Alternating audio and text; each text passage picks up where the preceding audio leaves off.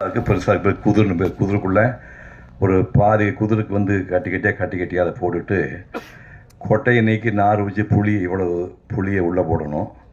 அதுக்கப்புறம் கருப்பட்டி வந்து தட்டி ஒரு 10-20 கருப்பட்டி வட்டு அதை தட்டி உள்ளே போடணும். போட்டு ஒரு பாதி குதிரைக்கு தண்ணி ஊற்றி 24 மணி நேரம் இறைச்சிங்கன்னா அந்த பழுப்புக்கல்லில் உள்ள அந்த கிழங்குல வந்து இந்த புளியோட எசன்ஸும் கருப்பட்டி எசன்ஸ் சேர்ந்து திருநெல்வேலி அல்வா கலர் இருக்கும். இப்படி வச்சு பார்த்தீங்கன்னா திருநெல்வேலி அல்வா மாதிரியே இருக்கும்.